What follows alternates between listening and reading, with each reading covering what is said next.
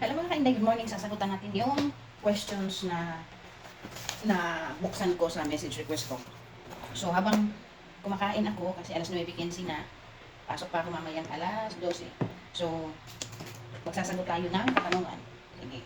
Unang katanungan, number 1. Nag-cross country po ba daw ako? Ayan, nag-cross country ka po ba daw ka-Inday? Yes po, year 2021, nag-cross country po ako.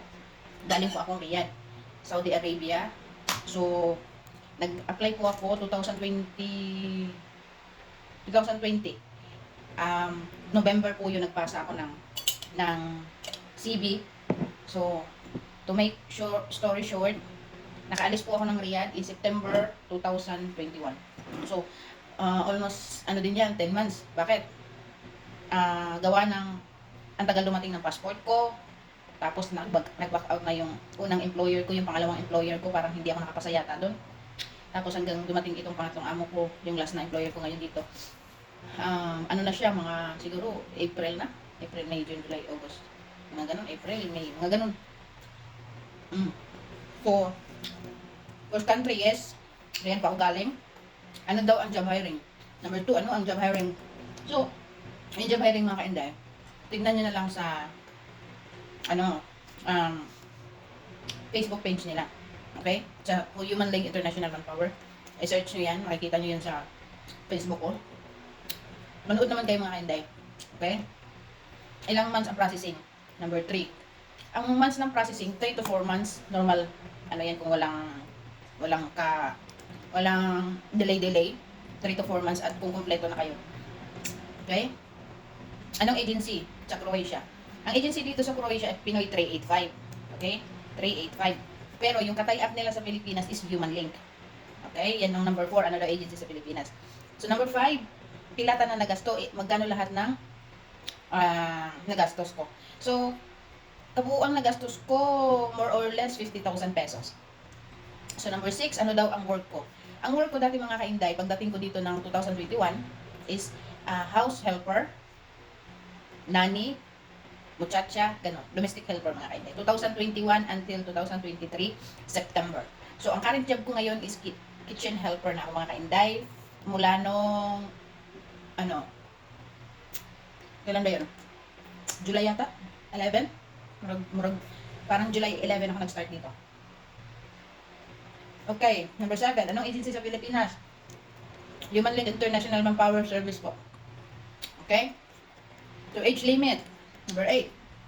45 years old po. 23 to 45 years old po ang tinatanggap ng Human Link sa Pilipinas. Number 9. Need po ba ng experience? Yes po, malaking yes po.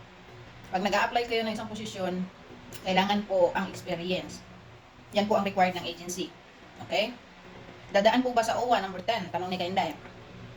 Dadaan sa OWA, yes. Dadaan sa PIDOS. Lahat ng dadaanan nyo sa Pilipinas.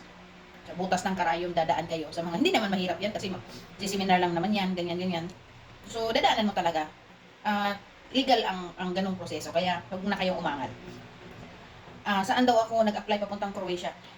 Yung time namin, number 11 na tanong, yung time ko, nag-apply ako papuntang Croatia through online lang po sa Jobs in Croatia na Facebook page nila at Pinoy 385 ang agency ng agency na dito sa Croatia. So, nag-apply ako through online. So, cross-country po ako dati, 2021. But, sadly, ngayon, wala na po silang cross-country. Kasi, wala na silang cross-country kasi priority nila ang sa Pilipinas. Okay? Paano mag-apply sa Croatia galing Hong Kong? So, Inday, kung Pinoy 385 na agency or Jobs in Croatia, ang a-applyan mo na agency is wala po silang cross-country ngayon. Merong mga cross-country kagaya ng Human Link, pero gastos ninyo lahat yan. Human Link, Humble Hunter. Yan ang nagpapa-cross-country ngayon. Busak agency, ewan ko kung okay ba sila, pero kadalasan na naririnig ko is Humble Hunter. Legit naman siya, pero malaki talaga ang gastos ng Humble Hunter. Okay? Saan po ba daw ako banda sa Croatia? Number 13. Ang sagot niya, nasa Zagreb po ako nung dumating ako dito. Zagreb, which is, yan po yung city ng Croatia. And ngayon, nung lumipat ako ng trabaho, is outside Zagreb na po ako. So, nandito po ako sa Velika Gorica. Kung galing po kayong Zagreb, madadaanan po ninyo yung airport papunta dito. Okay? Ito po yung pinaka city din ng lugar na to. Ito yung pagdating mo ng terminal, nandito na agad. Okay, number 14. Maya na. Ingit mo na ta. Agano estimated na gastusin kapag tayo ang bibili sa pagkain? So ito, Um, ito pa po yung nalista ko. Pagkain, ang tanong niya, yung expenses mo dito sa mga pagkain. So, mayroon ako dito expenses ko ngayong buwan. So, i-estimate na gastos, compute ko. Actual to 15.99 plus 11.25 plus 4.30, 20.23, 2.90, 2.75. Okay. So, meron na akong nagastos ngayong buwan na 113. Pero hindi to lahat pagkain. Mayroon na dito yung sabon, mga gamit ko, sabon sa katawan, sa damit, yung parang downy, lahat na to. Okay? So, ayun. Nasa mga 100. Siguro kung talagang malakas ka gumastos, 100 to 150. Pero pag matipid ka, less than 100, pwede na yun. Kasi kami, may libre kaming one day eat sa restaurant. Kaso nakakasawa lagi. Kaya kailangan mo, kagaya nito, magbili ka ng tinapay ng sayo.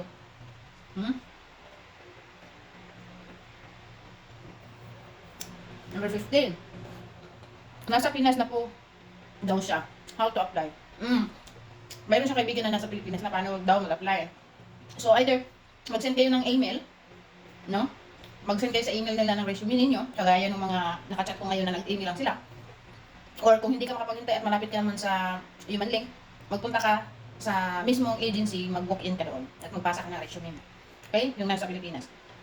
So, ayun, number 16, pwede po ba mag-cross country? Ngayon po is bawal po ang cross country sa Human Link or sa Pinoy 385. Okay? So, galing po ang Pilipinas ang priority nila. So, magkano po ang salary? Euro to peso. So, ang ilalagay ko na lang dito is yung ngayon kasi hindi magkapare-pareho yung sahod. Yung sahod ko dati is 660 euro. Okay? Okay, bitahin natin. 660 euro times 60 is 39,600. Yan po yung sahod ko nung pagdating ko dito. So, ngayon, direct hire na ako. Iba na yung sahod at iba na yung trabaho. So, dati is helper ako sa bahay, 660 ngayon. Nasa kitchen na ako, helper din. So, 810, libre bahay na yon, pero wala siyang libre ticket pa uwi. Okay? I-times natin ng 60, nasa 48,600 ang monthly i-convert sa peso. Okay? Pero, ang ibibigay kong minimum wage is 710 euro times 60, nasa 42,600 ang sasahurin mo dito sa Croatia. Kasi yan yun ang minimum wage nila ngayon 2023. 710 euro equivalent to 42,600 pesos. Okay? So number 18, nagkatanungan, magkano nagastos ko papunta dito? Ayun na nga, magkano nagastos ko?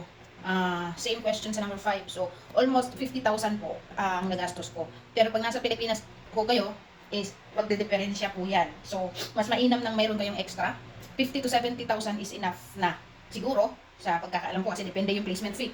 Yung placement fee sa magiging sahod mo, example, yung sahod mo is 1,000 euro. Sa alam ko lang disclaimer lang, ang magiging placement mo rin is 1,000 euro. Kung ang sahod mo is 600 euro ang magiging placement mo. Okay? Sa placement fee, hindi ko siya tawag dito. Isingit ko lang ko additional question. Magkano yung placement fee? Ang placement fee ko dati is around 600 siguro yun. Parang 600. Oo. Yun na yung pinaka-minimum nila. 600 euro. Pero nung pagdating ko pa lang dito, ang sahod ko is 550. Itong 660 mga kainday, nag-increase na lang to nung after ko mag 1 year. Yung sahod ko na 550, yung una yun, yung pagkadating ko talaga dito. So, nag-increase yung employer ko. So, to make story short, 660 na ako dito, okay? So, yung placement is 600. So, ngayon, punta tayo dito sa anong work ng partner ko, sali ko yung partner ko dito. So mga kainday, kung hindi maarte yung mga partner niyo, kung kayo may ay kainday, mayroon kayong partner, kung marunong sa construction, mga kainday, marami dito at mas malaki ang sahod ng construction dito. Depende pa rin pala sa company kasi yung napasukan ng partner ko, maayos-ayos naman yung kumpanya niya at yung sahod niya. At meron din siyang mga nakilala na kagaya ng trabaho niya pero maliit lang din ang sahod. So hindi po talaga pare-pareho ang swerte ng mga kababayan natin dito. Mayroong malaki pa ang sahod sa kanya, meron din mas maliit pa ang sahod sa kanya. So, ayun ang trabaho, nasa construction worker ang partner ko. Okay? Painter siya doon pero all around din. Okay? So, sa tatanong nyo additional question kung construction lang ba para sa lalaki, hindi po. Mayroong pong kitchen helper, mayroong housekeeping, mayroong cleaners na panlalaki. Halos lahat ng trabaho ng lalaki tinatrabaho ng babae, trabaho ng babae tinatrabaho ng lalaki, maliban na lang sa pagiging katulong. Kasi hindi pa ako nakarinig ng lalaki ditong katulong pero siguro mayroon silang houseboy, yung kapartner ng babae. So, gardener, gano'n. Paano ako nakapunta sa Croatia? Number 20, last question. So, paano ako nakapunta sa Croatia? So, yun na nga, same question kung paano ako nag-apply. So, paano ako nakapunta ng Croatia? Ikukwento ko lang, year 2020, yung friend ko, nag-open sa akin about Croatia. Sabi niya, Tessie, mag-apply ka dito sa Croatia. Sabi ko, saan ba yung Croatia? Hindi naman familiar yung lugar. Sabi niya, inside Europe yan. Sabi ko, Europe, wala naman ako narinig, ganyan. So, sige lang, i-try mo lang. So, nag-try kami magpasa ng resume. So, ngayon, sa kagagahan ko, nagpasa ko ng resume, pinasahan ko din ng resume, or yung resume ng partner ko is pinasa ko rin doon sa agency. So, sabay kaming nagpasa. Kasi ako yung may hawak ng email, mayroon akong Yahoo email address ng partner ko. So, doon ako nag-message, pero gamit ko yung phone ko. In short, sabay kong pinasa yung resume naming dalawa. At good news, at sabay kaming tinawagan na siya may employer, ako may employer. So, pagkatingin sa reference namin dalawa, sabi ng agency sa amin, kilala mo ba to? At sino din tinanong, kilala mo ba ito si Tessie, ganyan. Ayun, doon na kami nagsabi na partner po kami. So, ngayon, yung time din na yun, November, nag-apply kami. October pa lang, ano na kami ng partner ko na renew na kami ng passport namin. So, sabay kami nag-renew, sabay kami nag-apply. So, ngayon, sabay kami nag-renew ng passport namin. Sa kanya, 1 to 2 months, dumating na yung passport niya. So, by November, or almost December, nandiyan na yung passport niya. So, nag-process na siya, Ako, hanggang January, wala pa ang passport ko. Okay? So, ngayon, siya, paalis na ng February. Okay? February 16 ang flight niya. Pero yung passport ko, dumating, mga mag-first week ng February. So, ang layo ng late ko. Kasi, pagdating ng passport ko, kamalas-malas ko, ang employer ko noon is nag-back out na kasi 1 month na siya naghihintay sa akin, mahigit. So, sabi ko kay Ala, it's okay kasi kung hindi siya para sa akin, hindi talaga siya para sa akin. So, bigyan mo ako ng para sa akin. Ganon lang naman ako kasimple sa buhay. So, dumating na naman yung pangalawang employer. Hindi ko bet kasi may mga bata. Ayoko na mag-alaga ng mga makukulit. Baba ang pasensya ko sa mga yung bagang makukulit na bata na. Hindi ako pwede. So, parang nag-interview sa akin. So, ayun, parang hindi ako nakapasa. Nung third employer ko, ito yung naging employer ko ngayon. So, bet naman din ako kasi yung mga anak niya malalaki na. So, ayun, to make story short, nakapasa ako, nag-process hanggang sa lumipad ako ng September. Okay? So, dati pala, kahit hindi ka complete requirements, mag-a-apply ka pa lang is pwede pa. Yung hahanapan ka pa ng employer. So, ngayon, nag-adjust na sila kasi kagaya nga nung nangyari sa akin na may employer na ako pero hindi ako complete requirements, so nag-back out yung employer. So, double hassle sa kanila, di ba? So, ngayon, ang priority nila is complete requirements first before go sa interview.